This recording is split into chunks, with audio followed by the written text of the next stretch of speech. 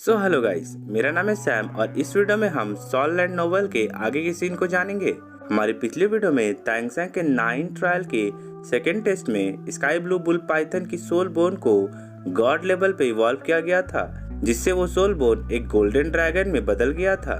और फिर तभी तांगसेंग को इस 9 ट्रायल का सीक्रेट यानी कि 7 इमोशन के बारे में भी पता चल गया था। अब क्योंकि तांगसेंग को इस ट्रायल का सीक्वेंस भी पता चल चुका है, इसलिए तांगसेंग पूरी तरह से कॉन्फिडेंट रहता है कि वो इन 7 इमोशन पे काबू पा लेगा और इस फाइनल ट्रायल को पास कर लेगा। अब जैसे ही तांगसेंग ये सोच रहा होता है, वैसे ही उसे दर्द का एहसास महसूस होना फिर से शुरू हो जाता है और इस बार ये दर्द उसके blue silver emperor right leg bone को निकाले जाने के कारण हो रहा था। पर इस बार ये दर्द तांगसेंग के सोच को नहीं बदल पा रहा था। अगर इस समय सी गॉड तांगसेंग के दिल में हो रहे बदलाव को समझ पाते तो वह बहुत ज्यादा संतुष्ट हो जाते, और अगर सी गॉड की हार्ट इस समय तांगसेंग के पास होती तो वह जरूर तांगसेंग को इन 7 इमोशन से जुड़े टेस्ट के बारे में निर्देश देती रहती। वैसे तो सी गॉड इनहेरिटेंस 6 डिजायर से जुड़ी होती है, जो कि सोल मास्टर के 6 सोल बोन से रिलेटेड होता है, पर तांगसेंग के पास एक एक्सटर्नल सोल बोन थी, जिस वजह से उसके पास टोटल 7 सोल बोन थे। इसी कारण से ये 6 डिजायर चेंज होकर 7 इमोशन में बदल गई थी। हर एक इंसान के पास 7 इमोशंस और 6 डिजायर होती है। ये ऐसा सच है जिसे कोई भी नहीं नकार सकता।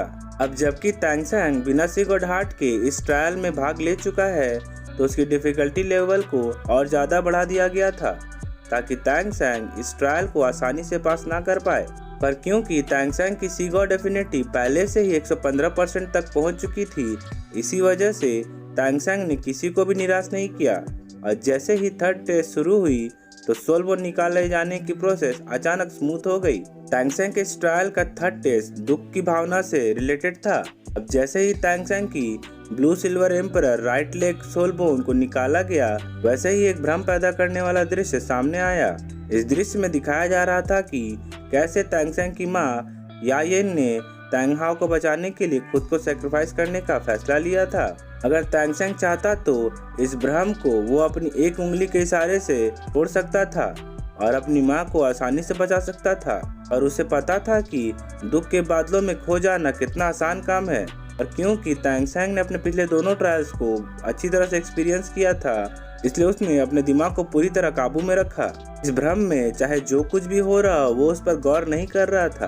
तांगसेंग को जिस बात ने आश्चर्यचकित किया था वो ये था कि उसका पर्पल डेमन आई, जो किसी भी भ्रम को तोड़ सकता था, वो इस समय काम कर रहा था। आखिर पर्पल डेमन आई की पावर इस दुनिया से जुड़ी हुई नहीं थी, इसीलिए तांगसेंग अपनी पर्पल डेमन आई की मदद से बड़ी आसानी से इस भ्रम को तोड़ देता है और अपने तीसरे टेस्ट को भी पास कर लेता है। अब तांगसेंग की blue silver emperor right leg bone बदलकर एक साधारण किस्म की ब्लू सिल्वर ग्रास में चेंज हो जाती है और फिर चमचमाते हुए तीसरे प्लेटफॉर्म के ऊपर जाकर रुक जाती है।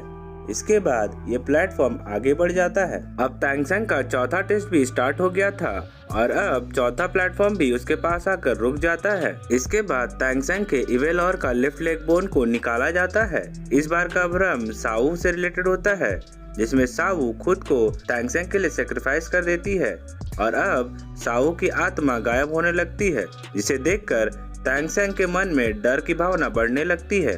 अब क्योंकि तांगसेंग ने अपने तीसरे टेस्ट को भी अनुभव कर लिया था, इसलिए उसका दिल लोहे की तरह मजबूत हो गया था, जो कि सी गॉड के द्वारा प्रभावित की जा रही डर की भावना को मजबूती से रोक रहा था। अब तांगसेंग ने अपनी डर की भावना को भी जीत लिया था और उसने अपने एक और टेस्ट को भी पास कर लिया था।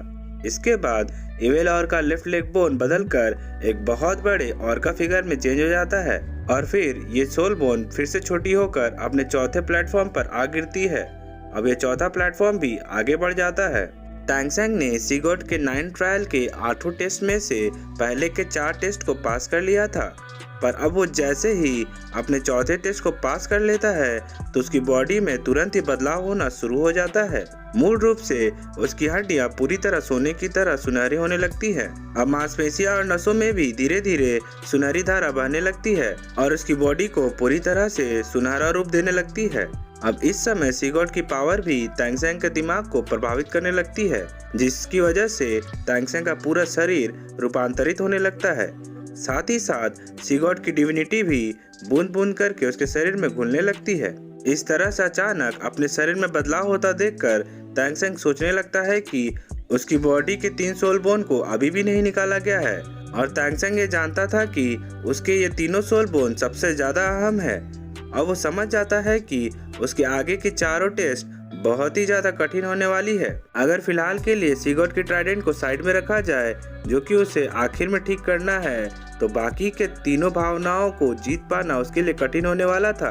अब तैंग सेंग की सोच बिल्कुल सही होने वाली थी, क्योंकि अब उसके 5वें टेस्ट के लिए जो सोल बोन निकाला जा रहा था वो उसका कॉलिजन विजडम स्कल बोन था। जैसे ही सोल बोन को जल्दी से निकाला जाना शुरू हुआ तो तैंग सेंग का दिमाग पूरी तरह से सफेद हो गया। इसका कारण स्कल बोन में दर्द होना नहीं था, बल्कि सीगॉट तैंग सेंग को अपने मेंटल वर्ल्ड में ले आए थे, और इस मेंटल वर्ल्ड में उसे कुछ भी महसूस नहीं हो रहा था। अब इस खाली सफेद दुनिया में हल्के हल्के रंग उभरने लगते हैं, और फिर धीरे धीरे ये लाल रंग एक होकर उसके सामने एक बड़े हार्ट का शेप ले लेता है। तैंग सेंग का शरीर भी अब इस दुनिया में प्रकट हो चुका था। अब तैंग सेंग फिर से इस ब्रह्म की बनी दुनिया को अपनी पर्पल डेमन आई की मदद से तोड़ने की कोशिश करता है, लेकिन सीगॉट की इस मेंटल वर्ल्ड में तैंग सेंग के पर्पल डेमन आई का कोई भी प्रभाव नहीं पड़ता है। इस मेंटल वर्ल्ड में तैंग सेंग बिल्कुल एक आम आदमी की तरह हो गया था। तभी अचानक आसपास का नजारा बदलने लगता है और ये दुनिया अनगिनत रंगों से भर जाती है, और फिर एक बहुत ही बड़ा हरा भरा जंगल और एक छोटी सी झील दिखाई पड़ती है, जहाँ पे कीट पतंगों का रोना और पक्षियों की चहचहाहट गूंज रही थी। यहाँ की साफ और फ्रेश हवा में किसी को भी गहराई से सांस लेने का मन करेगा। अब इस सुंदर से दिख रहे दृश्य में एक चट्टान के ऊपर एक जवान लड़की बैठी हुई दिखाई पड़ती है, और उसके लंबे काले बाल बहते पानी को छू रहे होते हैं। उसके हाथों में एक छोटा सा लकड़ी का कंघी भी होता है, जिससे वो अपनी बालों को धीरे धीरे कंघी करके संवार रही होती है। ये देखते ही तैंग सेंग दंग रह जाता है, और उसके मुंह से तुरंत शावू का नाम बाहर आ जाता है। भले ही तैंग सेंग ने उसका चेहरा नहीं देखा था, पर वो जानता था कि ये उसकी शावू है। अब तैंग सेंग शावू से केवल 2 मीटर की दूरी पर खड़ा था। अब तुरंत ही शावू शर्मा के अपना सर झुका लेती है और अपने खूबसूरत बालों को पीछे कर लेती है। इस समय शावू बहुत ही ज्यादा खूबसूरत दिखाई दे रही होती है। इसके बाद शावू एक प्यारी सी मुस्कान के साथ तैंग सेंग को देखने लगती है और उससे कहती है कि क्या तुम जानते हो? अब तैंग सेंग उत्सुकता से तुरंत पूछता है कि क्या? तैंग सेंग की उत्सुकता को देखकर शावू की आंखों में खुशी दिखाई पड़ती है, और वो कहती है कि माँ ने कहा था कि एक लड़की अपनी जिंदगी में केवल एक ही आदमी को अपने बालों में कंघी करने दे सकती है। क्या तुम मेरे बालों को संवारने में मेरी मदद करोगे? तैंग सेंग बेसब्री से इसका जवाब देता है, हाँ मैं करूँगा, बेशक मैं करूँगा। अब तैंग सेंग का दिल पूरी तरह से प्रेम से भर गया था। शावू के बालों को कंघी करना, उसके साथ खुशी से जिंदगी बिताना, यही सब तैंग सेंग की दिल से इच्छा थी। अब शावू शर्माने लगती है, जिससे उसकी मनमोहक और भा लेने वाली उपस्थिति और ज्यादा बढ़ जाती है। अब शावू अपने कोमल हाथों से कंघी को आगे बढ़ाती है और धीरे से कहती है कि ये लो। शावू शर्माने के कारण तैंग सेंग की ओर नहीं देखती है। अब जैसे ही तैंग सेंग अपना हाथ उठाता है और कंघी को लेने की कोशिश करता है, तभी उसका हाथ बीच हवा में ही रुक जाता है। वो समझ जाता है कि यहाँ पे सब कुछ एक भ्रम है, क्योंकि ये दृश्य स्टार द फॉरेस्ट के झरने के पास का था, और अगर तैंग सेंग शावू के कंघी को छू लेता तो वह हमेशा के लिए इसमें खो जाता। अब ये जानते हुए भी कि ये दृश्य एक भ्रम है, तैंग सेंग अपने इमोशन को काबू नहीं कर पाता है, क्योंकि तैंग सेंग शावू से बहुत ज्यादा प्यार करता है, और भले ही ये भ्रम हो, वो शावू की बात को मना नहीं कर सकता है। सीगॉट जानते थे कि तैंग सेंग की सबसे बड़ी कमजोरी उसका शावू के प्रति प्यार है, इसलिए उन्होंने इस टेस्ट में ऐसा भ्रम तैयार किया था कि तैंग सेंग इसे नहीं जुटला पा रहा था। अब थोड़ी ही देर में भ्रम में खड़ी शावू धीरे से अपना सर उठाती है और तैंग सेंग को देखने लगती है। शावू की आंखें नम हो गई थी और उसकी आंखों से आंसू की बूंदें निकल रही थी।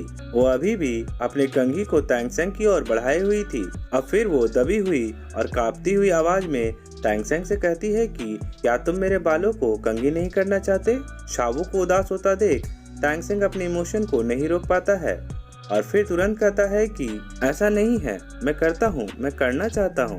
भले ही तैंग सेंग सीगॉट के बनाए गए इस भ्रम में था, लेकिन वो अभी भी इस भ्रम में खड़ी शावू को मना नहीं कर पा रहा था। सभी श्रेक्स जो सीगोड हॉल के अंदर थे और सीगोड टेम्पल के गेट के पास खड़े थे, वे ये सब सीन देख रहे थे, क्योंकि जब बोजाक्जी ने तांगसेंग के 9 ट्रायल के लिए खुद को सैक्रिफाइस किया था तो उसके सैक्रिफाइस से एक बहुत बड़ा गेट क्रिएट हो गया था जो कि अभी भी खुला हुआ था।